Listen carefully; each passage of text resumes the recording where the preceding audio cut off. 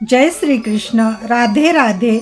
जय श्रीमद् भागवत महापुराण की। आइए आज हम श्रीमद् भागवत महापुराण का हिंदी संस्करण श्री सुख सागर कथा का 5वां अध्याय प्रारंभ करेंगे। श्री गणेशाय नमः। सुत जी ने कहा है, शौनकादि ऋषियों, आत्मदेव ब्राह्मण के वन में चले जाने पर धुंधुकारी ने अपनी माता को मार पीट कर कहा कि या तो तू गड़ा हुआ धन बतला दे, अन्यथा मैं तुझे जान से मार डालूंगा। यह सुनकर धुंधुली ने उस समय यह कहकर अपनी जान बचाई कि मैं कल बतला दूंगी। धुंधुली ने इस प्रकार उस दिन तो अपने प्राण बचा लिए, परंतु फिर दूसरे दिन यह विचार कर कि घर में और धन तो कहीं गड़ा हुआ है नहीं, मैं बेटे को कहाँ से बतलाऊंगी, इसलिए वह कुएं में कूदकर मर गई। गोकर्ण ने धुंधुकारी का जब यह हाल देखा तो उससे वहां रहना उचित नहीं लगा, तो वो तीर्थ यात्रा करने के लिए घर से बाहर निकल पड़ा। वह ऐसा महात्मा तथा ज्ञानी बना कि सुख दुख शत्रु मित्र सबको एक समान जानकर दिन रात ईश्वर भजन के अतिरिक्त अन्य कुछ काम नहीं करता था। उधर गोकर्ण के चले जाने के पश्चात धुंधुकारी घर में अकेला रहकर चोरी तथा ठगी करके वेश्या को धन देने लगा। एक दिन वह कहीं से बहुत सा धन तथा आभूषण चुरा लाया। उसे वेश्या को सौंप कर वह उसके साथ ही सो गया।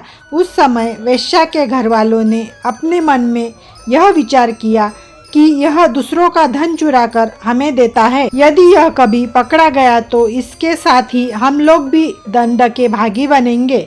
इस कर्म के कारण किसी न किसी दिन यह मारा भी अवश्य जाएगा, अतः उचित यह है कि हम लोग ही इसे यहाँ पर मार डाले। ऐसा विचार करके उन्होंने धुंधुकारी के गले में फांसी लगाकर उसे अपने घर में लटका दिया।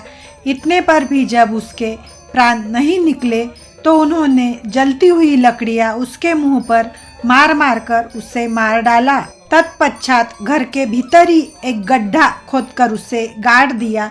कुछ दिन बीतने पर वेश्या के पड़ोसियों ने वेश्या से जब यह पूछा कि तुम्हारे घर प्रतिदिन आने वाला धुंधुकारी अब क्यों नहीं दिखाई देता है, तो उसने यह उत्तर दिया कि वह व्यापार करने के लिए कहीं बाहर चला गया है।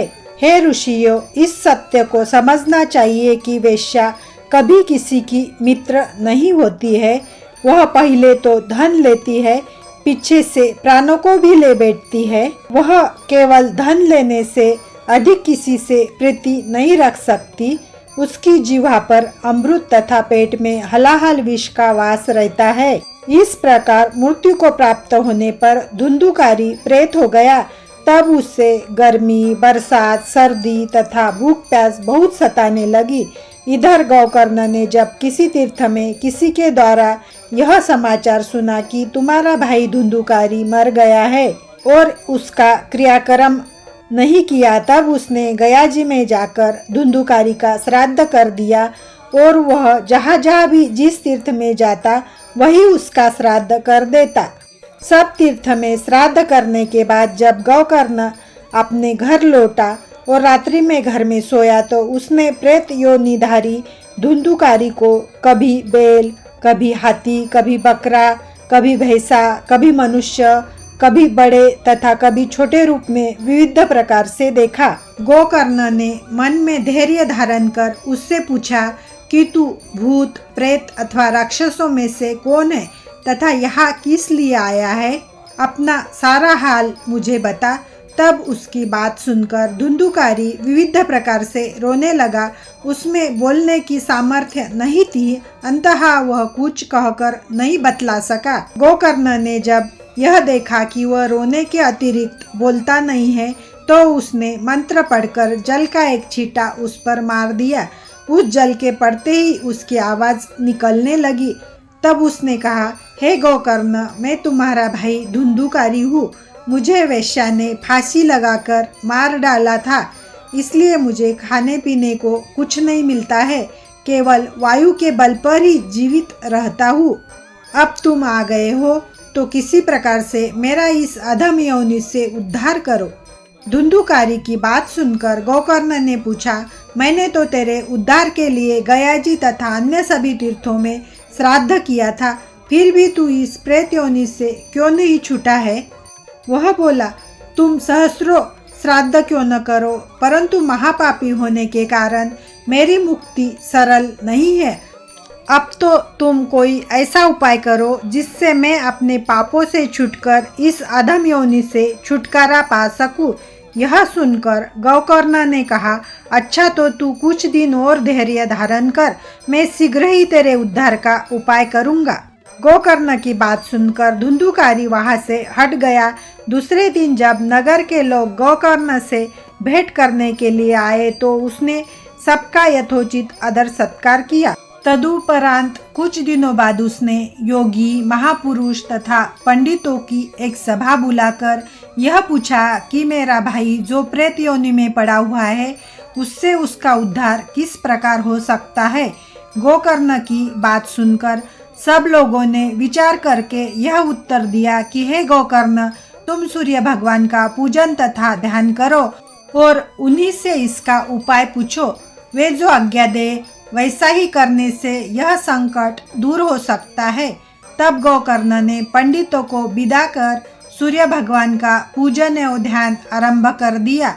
उस पूजा मंत्र से प्रसन्न होकर जब सूर्य भगवान प्रकट हुए तब उसने हाथ जोड़कर उनसे यह प्रार्थना की कि हे सूर्य भगवान, मुझे आप धुंधुकारी की मुक्ति का उपाय बताने की कृपा करें। सूर्य भगवान ने उसकी प्रार्थना के उत्तर में यह बताया कि तुम श्रीमद् भागवत का सप्ताह पारायण धुंधुकारी को सुनाओ, उसी से उसकी मुक्ति होगी।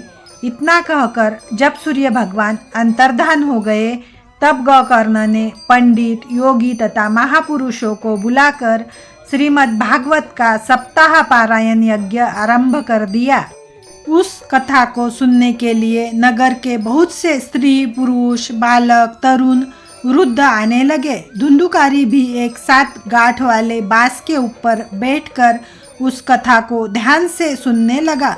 एक वैष्णव को श्रोता ठहराकर गोकर्ण ने उस अमृत रूपी कथा का पाठ आरंभ कर दिया।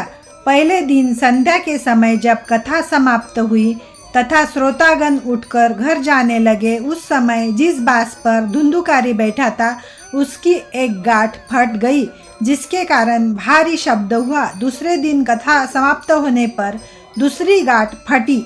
इसी प्रकार 7 दिन में उस बांस की 7 गांठें फट गई। तब उस श्रीमद् भागवत के 12 स्कंद कथा पारायण के प्रताप से धुंधुकारी ने प्रेत योनि को छोड़कर दिव्य स्वरूप को प्राप्त कर लिया। उस समय उसकी चतुर्भुजी मूर्ति भगवान कमलापति के समान शोभायमान हो रही थी। वह पीतांबर धारण किए हुए गोकर्ण के पास जा पहुंचा तथा उसे नमस्कार करता हुआ बोला, हे महाराज, आपने मुझे महान पापों से छुड़ाकर मेरा उद्धार किया है। श्रीमद् भागवत के अतिरिक्त अन्य कोई उपाय मुझे इन पापों से मुक्त करने वाला नहीं था। जो व्यक्ति संसार रूपी कीचड़ में फंसे हुए हैं वे इस कथा रूपी तीर्थ में स्नान कर पवित्र हो जाने के कारण निश्चय ही भवसागर से पार उतर जाएंगे। इस प्रकार धुंधुकारी गोकर्ण से जब यह कह रहा था उसी समय वहां आकाश से एक सुंदर विमान उतरा और धुंधुकारी उस विमान में बैठकर वैकुंठ लोक चला गया। हे मुनियों, जिस समय यह घटना घटी उस समय अन्य उपस्थित पंडितों तथा ऋषि मुनियों ने गोकर्ण से इस प्रकार पूछा, हे महाराज, हमें एक भारी संदेह हो रहा है। वह संदेह यह है कि हम में से बहुत से लोगों ने श्रीमद् भागवत का सप्ताह पारायण सुना है, फिर क्या कारण है कि वैकुंठ लोक से विमान अकेले धुंधुकारी के लिए ही आया है, हम सब लोगों के लिए क्यों नहीं आया? धुंधुकारी तो वैकुंठ चला गया, परंतु हम सब लोग यही क्यों रह गए? यह सुनकर गोकर्ण ने उत्तर दिया, हे भाइयों, मैं तुम्हारे इस संदेह को भी दूर किए देता हूँ। इस कथा के फल में केवल इतना ही अंतर है कि जो मनुष्य मन लगाकर इस कथा को सुनते हैं उन्हें तो इसका संपूर्ण फल प्राप्त होता है, परंतु जो लोग कथा में बैठे रहने पर भी अपना मन स्त्री पुत्र आदि के मोह में लगाए रहते हैं उन्हें कथा का वैसा फल नहीं मिलता। मुक्ति तो एकाग्रचित होकर कथा सुनने वाले को ही प्राप्त होती है।